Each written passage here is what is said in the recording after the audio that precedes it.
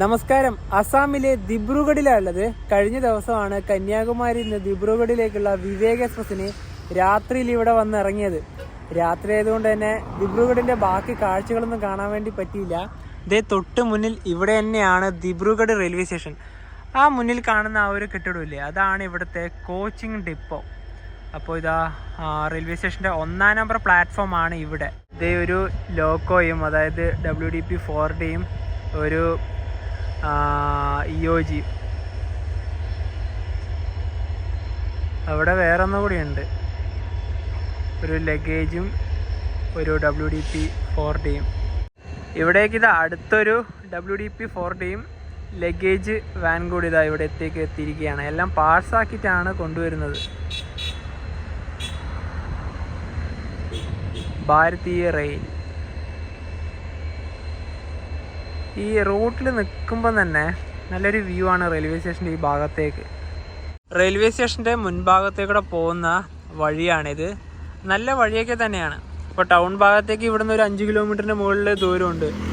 ഈ ഭാഗത്ത് ഒരുപാട് വീടുകളൊക്കെ ഉണ്ട്. പിന്നെ റെയിൽവേ സ്റ്റേഷനോട് ചേർന്ന് തന്നെ ഒരു റെസ്റ്റോറൻറ്റോ ഒരു ലോഡ്ജോ ഒന്നും തന്നെയില്ല. അതൊക്കെ വേണമെങ്കിൽ നമ്മൾ ടൗൺ ഏരിയയിലേക്ക് തന്നെ പോകണം. ഞങ്ങളിവിടെ വന്നിട്ടിപ്പം ഒരു ഫുഡ് കഴിക്കാൻ തന്നെ ശരിക്കും പറഞ്ഞാൽ പെട്ടിരിക്കുക. ഇവിടെ നിന്നൊന്നും കഴിക്കാൻ പറ്റൂല. ഞങ്ങൾ 2 വർഷം മുന്നേ വന്ന സമയത്തും ടൗണിലേക്ക് പോയിട്ടാണ് ഭക്ഷണമൊക്കെ കഴിച്ചത്. ശരിക്കും പറഞ്ഞാൽ ഇതൊരു ഒറ്റപ്പെട്ട സ്ഥലത്താണ് ഈ റെയിൽവേ സ്റ്റേഷൻ. ആസാം എന്ന് പറയുന്നത് ഒരുപാട് തേയിലത്തോട്ടങ്ങളുള്ള ഒരു സ്ഥലമാണ്. അതുപോലെ തന്നെ ദിബ്രുഗഡിൽ ഒരുപാട് വിശാലമായ തേയിലത്തോട്ടങ്ങളൊക്കെ ഉണ്ട്. അതിന് പറ്റിയ നല്ലൊരു വെതറാണ് ഇവിടെ ഉള്ളത്. രാവിലെ തന്നെ ഉറങ്ങിയടിക്കുന്ന സമയത്ത് നല്ല തണുപ്പായിരുന്നു കേട്ടോ. നമുക്ക് ഈ തേയിലത്തോട്ടങ്ങളൊക്കെ തന്നെ ഈ വീഡിയോ തന്നെ കാണാൻ വേണ്ടി സാധിക്കും. നമ്മൾ അങ്ങോട്ടൊക്കെ പോകുന്നൊക്കെ ഉണ്ട്. പിന്നെ അതുപോലെ തന്നെ ഉണ്ടല്ലോ, ഇവിടെ ഒരു 5 മണിയാകുമ്പോൾ തന്നെ നേരം വെളുക്കും. അത് നോർത്ത് ഈസ്റ്റിൻ്റെ മാത്രം പ്രത്യേകമായിട്ടുള്ളൊരു സവിശേഷതയാണ്. കാരണം ഈ ഒരു ടൈം സോൺ അങ്ങനെയാണല്ലോ. പിന്നെ അതുപോലെ തന്നെ നേരത്തെ പറഞ്ഞ പോലെ തന്നെ ഇവിടുത്തെ 5 കിലോമീറ്റർ മാറിയിട്ടാണ് ദിബ്രുഗഡ് സിറ്റിയൊക്കെ വരുന്നത്. ആസാമിലെ തന്നെ ഗുവാഹട്ടി, സിൽച്ചർ പോലെ തന്നെ ഒരു പ്രമുഖമായ നഗരമാണ് ദിബ്രുഗഡ് എന്ന് പറയുന്നത്. നമ്മളൊരു 2 വർഷം വന്ന സമയത്ത് ആ ഭാഗത്തേക്കൊക്കെ പോയിട്ടുണ്ടായിരുന്നു. നമ്മുടെ ബ്രഹ്മപുത്ര നദി ഒഴുകുന്നതും ഈ നഗരത്തിലെ കൂടെയാണ്. അതുകൊണ്ട് തന്നെ ഈ ഫ്ലഡൊക്കെ വരുന്ന സമയത്ത്, മൺസൂൺ സമയത്ത് ഈ ദിബ്രുഗഡിന് നല്ല രീതിയിൽ തന്നെ വെള്ളപ്പൊക്കമൊക്കെ സാരമായിട്ട് ബാധിക്കാറുണ്ട്. ഞങ്ങൾ ഇത്തവണ അങ്ങോട്ടേക്കൊന്നും പോയിട്ടില്ല, കാരണം ഓൾറെഡി അതൊക്കെ വിസിറ്റ് ചെയ്ത സ്ഥലം തന്നെയാണല്ലോ.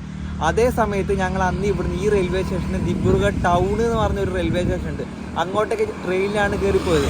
പക്ഷേ ഇപ്പോൾ ആ ഒരു റെയിൽവേ സ്റ്റേഷൻ ഇല്ല. നിലവിൽ ദിബ്രുഗഡിൽ ഈ ഒരു റെയിൽവേ സ്റ്റേഷൻ മാത്രമേ ഇപ്പോൾ ഉള്ളൂ. റെയിൽവേ സ്റ്റേഷൻ്റെ മുൻഭാഗത്ത് തിരികെയാണ്. ഇവിടെയാണ് നമ്മുടെ ഫ്ലാഗ്. ഇതാ ഇവിടെയാണ് റെയിൽവേ സ്റ്റേഷൻ. ഒരുപാട് ഓട്ടോകളൊക്കെ ഇവിടെ ഉള്ളത് നമുക്ക് കാണാം. നേരത്തെ പറഞ്ഞ ആ റോഡില്ലേ, അത് നേരെ അങ്ങ് വരെ പോകുന്നുണ്ട്. അങ്ങോട്ടും ഇങ്ങോട്ടായിട്ടും നല്ല വിശാലമായ റോഡ് തന്നെയാണ്. ഇവിടുന്ന് ഒരു കട പോലും ഇല്ല. വിജനമായ വഴി. പാർക്കിങ്ങിനെല്ലാം നല്ല സൗകര്യമൊക്കെ ഉണ്ട് കേട്ടോ. ഒരു റെയിൽവേ സ്റ്റേഷൻ പറഞ്ഞാൽ പുറത്ത് എന്തെങ്കിലും അത്യാവശ്യം ഒരു വെള്ളമൊക്കെ വാങ്ങേണ്ടത് വേണം. അതിനകത്തുണ്ട് 2-3 ഷോപ്പുകളൊക്കെ ഉണ്ട്. പക്ഷെ പുറത്തൊന്നും തന്നെ ഇല്ല.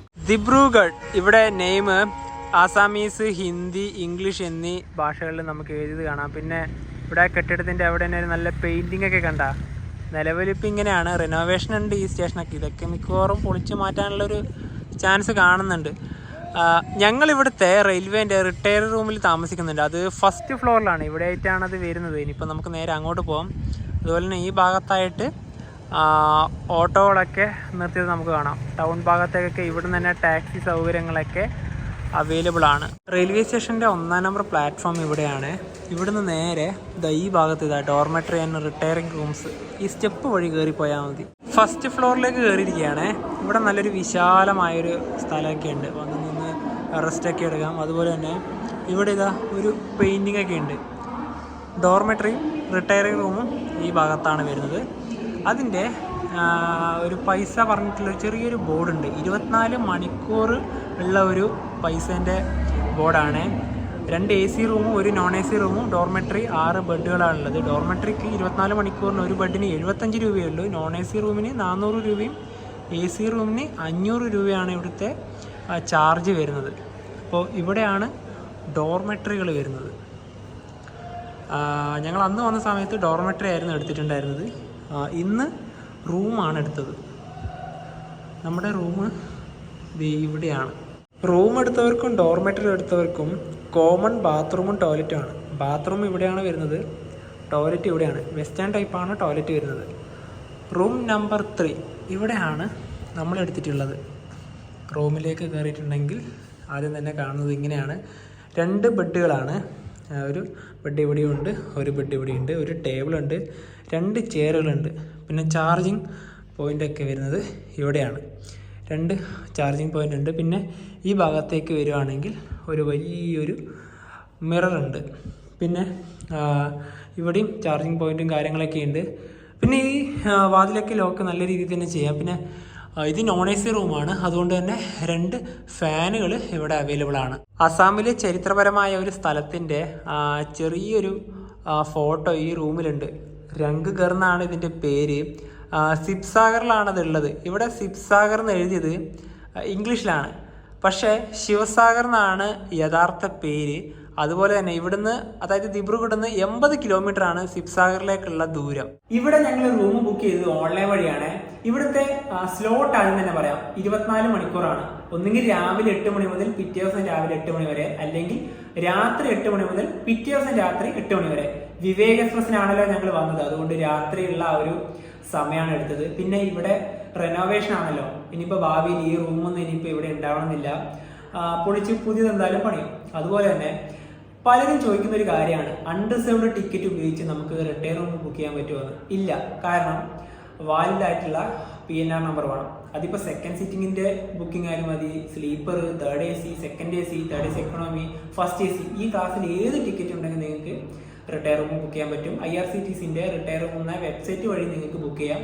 ഞങ്ങൾ ഓൺലൈൻ വഴി തന്നെയാണ് ബുക്ക് ചെയ്തത്. പിന്നെ നിങ്ങൾ ഈ ദിബ്രുഗഡ് വരുന്നുണ്ടെങ്കിൽ നേരത്തെ തന്നെ ബുക്ക് ചെയ്ത് വരിക. കാരണം രാത്രിയിലാണ് നിങ്ങൾ ഇവിടെ എത്തുവാണെങ്കിൽ അവസാനം ഇവിടെ വന്ന് ഓഫ്ലൈൻ വഴി എടുക്കാമെന്ന് കരുതി ഇവിടെ എത്തിയ ശേഷം റൂമോ ഡോർമെറ്ററി ഇല്ലെങ്കിൽ വിട്ടുപോകും. കാരണം ഇവിടുന്ന് ടൗണിലേക്ക് നിങ്ങൾക്ക് കുറച്ച് ദൂരം പോകേണ്ടി വരും.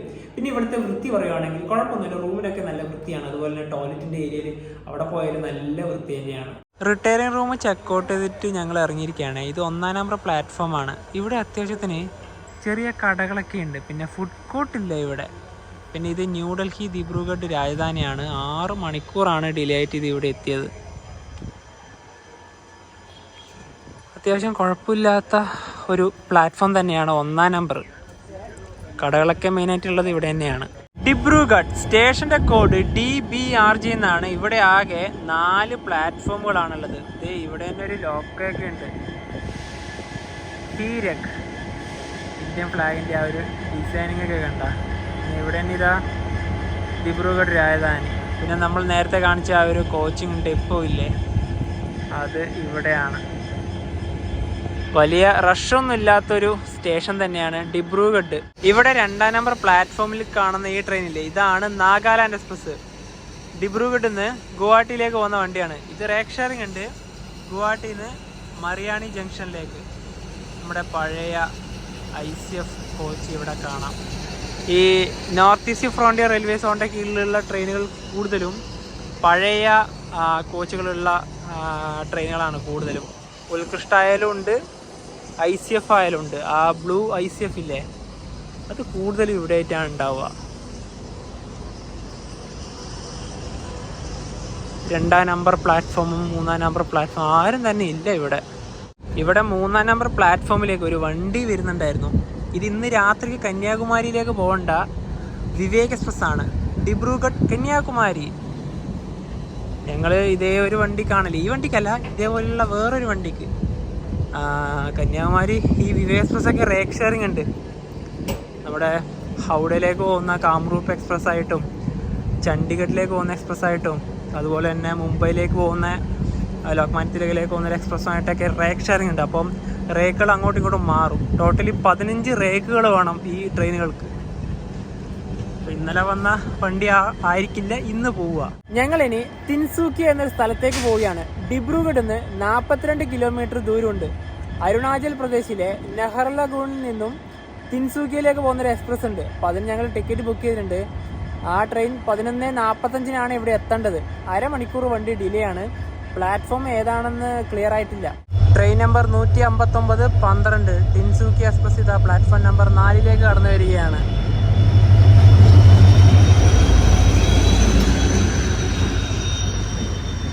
ഞങ്ങളിതിൽ സ്ലീപ്പർ ക്ലാസ് ആണ് ബുക്ക് ചെയ്തത്, S1. ട്രെയിനിൽ കയറി. നല്ല നീല പഴയ ICF കോച്ചാണ് ലിവറി. അപ്പോൾ ഈ കാണുന്ന ട്രെയിനിലെ ഇത് നേരത്തെ കണ്ട രാജധാനിയല്ല. ഈ ഡിബ്രുഗഡ് തന്നെ 2 രാജധാനി ഉണ്ട് ഡൽഹിയിലേക്ക്. അതിലൊന്നാണിത്. ഇവിടെയാണ് ഇതിൻ്റെ ക്ലീനിങ് ഒക്കെ വരുന്നത്.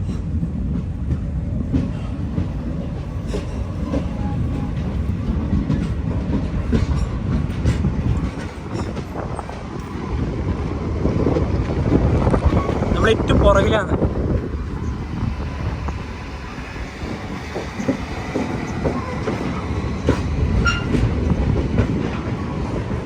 അതുപോലെ തന്നെ ഇവിടെയാണ് നമ്മൾ നേരത്തെ കണ്ട നമ്മുടെ വിവേക് എക്സ്പ്രസ്.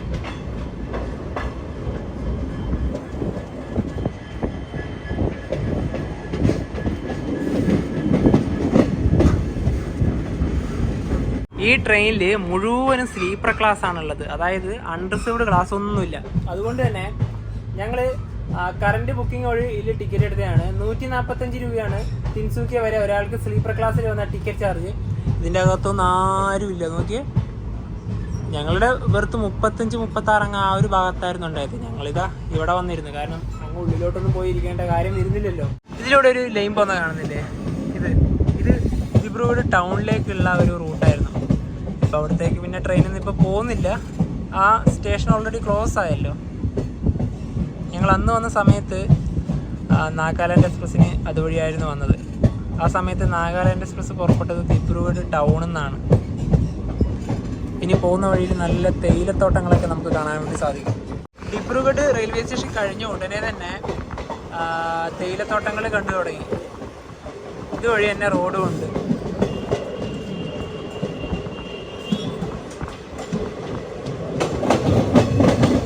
ഏക്കർ കണക്കിനുണ്ട് ഇവിടെ.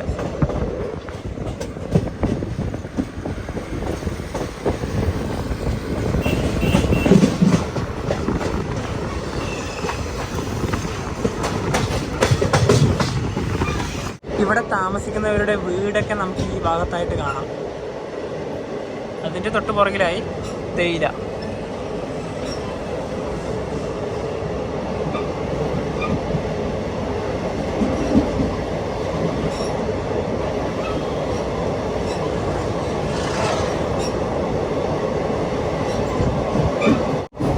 ഈ റോഡ് അങ്ങ് വരെ ഉണ്ട് കേട്ടോ. ഒരുപാട് കിലോമീറ്റർ ഇപ്പോൾ അടുത്തടുത്ത് തന്നെ ആയിട്ട് പോകും. T estate.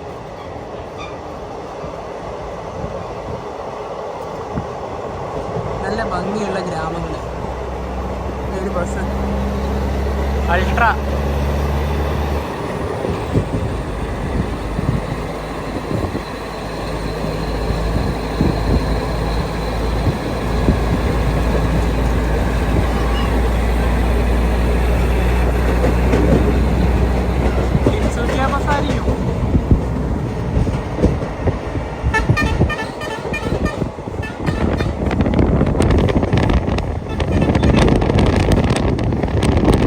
ഈ തേയിലത്തോട്ടം കണ്ട് യാത്ര ചെയ്യാൻ നമുക്ക് ഏറ്റവും പറ്റിയ സ്ഥലം ആസാമാണ് ഒന്ന് മെയിനായിട്ട്. പിന്നെ ബംഗാളിലത്തെ കുറച്ച് സ്ഥലങ്ങളിലൂടെ കണ്ടുപോവാം. ഇത്ര അടുത്താ നോക്കിയേ.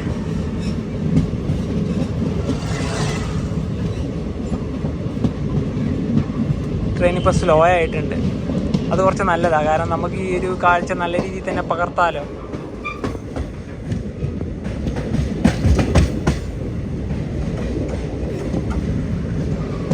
ഒരു സ്റ്റേഷനെത്തി. സ്റ്റേഷനെത്തി.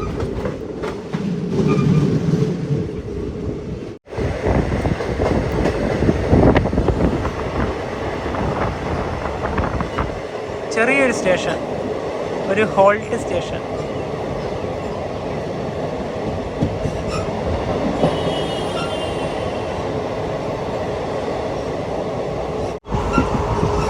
ട്രാക്കിനോട് ചേർന്ന് തന്നെയാണിത്.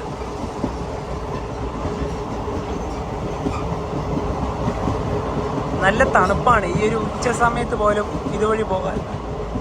കാരണം നല്ല പച്ചപ്പല്ലേ ഇവിടെ.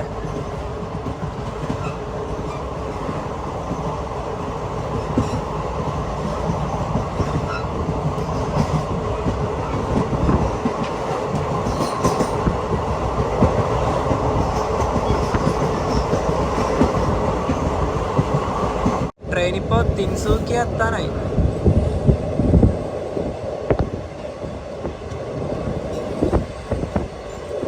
ഇപ്പൊ വലിയൊരു തണുപ്പില്ല. തിൻസുക്കിയ ഭാഗത്തേക്ക് എത്തുമ്പോൾ നല്ലൊരു ചൂട് അനുഭവപ്പെടുന്നുണ്ട്.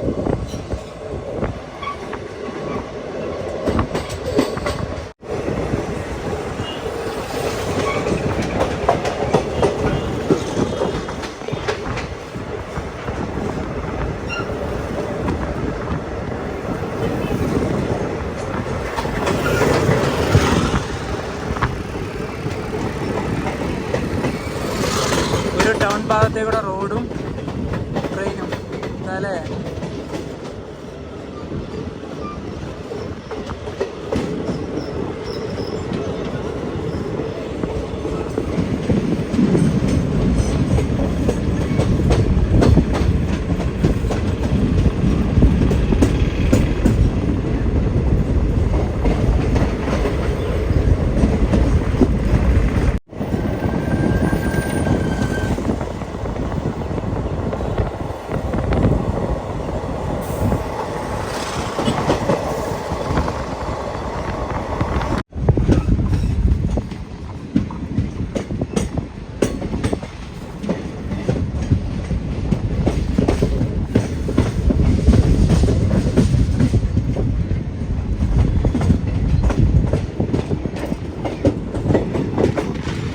ദിബ്രുഗഡിൽ നിന്നും 42 കിലോമീറ്റർ യാത്ര ചെയ്ത് ട്രെയിൻ ന്യൂ തിൻസുക്കിയ ജംഗ്ഷൻ സ്റ്റേഷനിലേക്ക് എത്തിക്കൊണ്ടിരിക്കുകയാണ്.